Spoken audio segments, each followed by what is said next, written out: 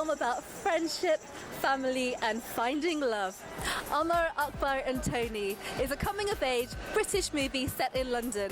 And Asiana is here at the film's premiere, star-studded premiere, to show our support for the year's best British film.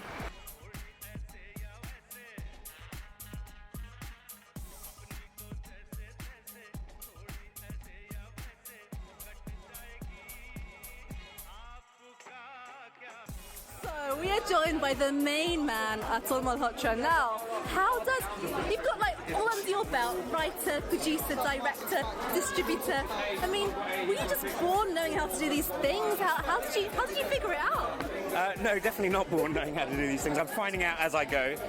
Obviously, distributor wasn't part of the plan, and we're doing it because the land is such at the moment. And find out how it goes. But yeah, filmmaking was always the ambition. Incredible day here to finally be at the premiere. I mean, had you thought about this day when you were making it? No, you don't think about these things at all. You just want to do a good job. You want to make a good film, and you want to give your all to the actual script that you're shooting. So this was a far distant thing back then, but obviously ultimately it's about this. It's about sharing the movie with our audience, and now that we're doing that, that's amazing that we're doing that. I'm really excited. I think what's really great is, for me as an artist, I'm quite a modern day artist. I like to talk about real life, real issues, and I think this movie epitomises that. I'm a big supporter of independent film, and it's such a platform for rising stars and new actors on the scene. So I am really looking forward to watching it, and I've heard very good things about it. I know there's going to be lots of laughing moments. So I'm a big fan of Rez and Mira, of course, and I think this is great tonight. And really, more and more of this stuff is what we need in Britain today. I think it's brilliant. I just flew back from LA because I've been doing Gallivant, and so we were doing the press for it all there. So it's been Gallivant fever. So it's nice to be back home. It's like I have this permanent grin on my face. The minute that I landed, I'm like, no, it's back home. It's been really nice. What do you miss most about the UK and London when you are away from it? Fish and chips, going for a Sunday roast, pret-a-manger. It's all food related, can you tell? You look so different in the movie to you do today. I barely didn't recognise you. I know. It's good in a way because who's he? It's all that beard and turban, Now your character, she's quite a lady. She knows how to seduce a man. Yeah. Tell me a few of her seduction tips, other than just walking around unzipped the whole time. I know, I think her main trick is the unzipping. But I think she's really 30 and she's feisty and she's unashamedly so. I think that's the main thing, is that there's no embarrassment attached to how she is. You're playing Honey in the film. How sweet is Honey? Not at all. She's a bit of a vamp, actually. It's a very small part. It's a cameo. I just did it because I wanted to support Atul and his film. And I had a great time on set. I had to learn a little bit of Bollywood dancing, which scared me so much. I am not a natural mover. So I was devastated that we even had to do it. And then I see the trailer and I'm dancing all over the trailer. I was so annoyed with that all, and everyone else found it really funny. Yeah, it took a while to get into the character because there's lots of light shades about the character.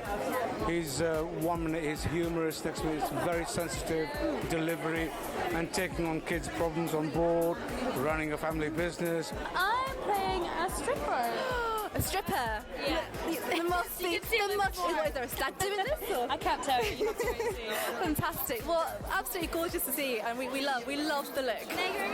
I reckon you're the best dressed pair tonight. Thank you. Absolutely We call it stunning.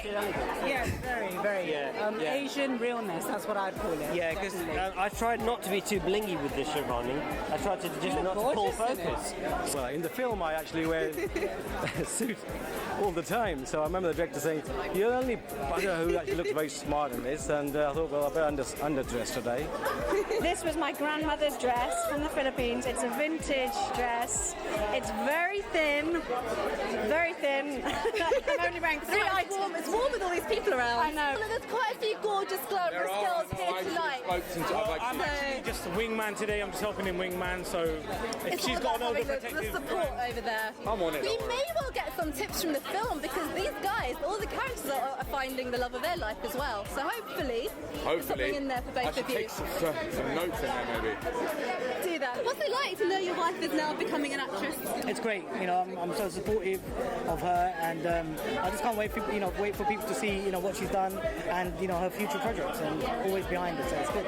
Tell me, Manrino, what do you love most about British soundtrack? I love all of it, the soundtrack and the score. I can't wait for everyone to hear it because every song is really, really good. I've got to ask, it is a film about friendship, family and finding love. How much of this story is autobiographical? Because they do say a first story is often a real story. Well, they also say write about what you know. So yes, to some degree, not necessarily autobiographical, but certainly to do with a kind of world that I'm familiar with. Atul Malhotra, that he's done an amazing job with the film. The script is great, and we've got, Rez Kempton playing an actual Sardar with a turban. And the first one in film history, and the main role. Well, I'm actually British Asian, you know that, don't you? Yeah. Sorry, no. You're totally flummoxed. Look at this. I'm actually, because I'm obviously Caucasian, but my mum's from Burma. My mum's here today, so she's from Burma. My dad's from Ireland, so we've got like the kind of, I've got the Irish look. But yeah. British, yeah, exactly. Yeah. I don't believe it's a Bollywood film, though. I know there is a bit of dancing in there, though. Okay. The masala moment. Oh, okay. Well, I'm looking forward to it. What do you like about it most? The music, the colour of it, that's just so vibrant, and the story. It's a really well-told story with great actors, so you can't go wrong. I think it's been a while since a nice UK Asian British film has been released, and it's great. It's really light-hearted. It's got an amazing cast, and I think it's going to be a breath of fresh air, something that's very light-hearted, which I think we've all been waiting for. So, how much of a filmie are you? I love films. I go to cinema all the time. Whether that's behind the scenes or what it can create for people who are watching it, I really love films.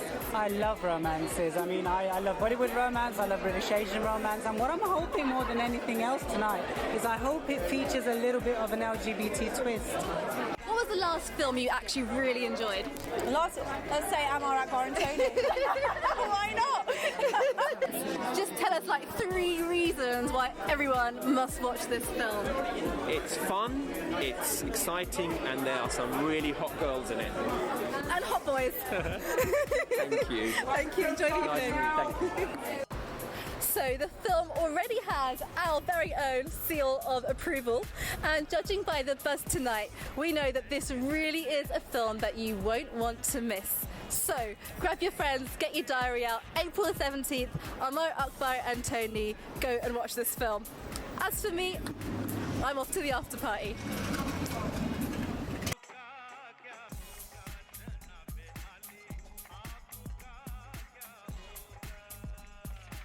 It's Amar Akbar Tony, West London, listen up closely.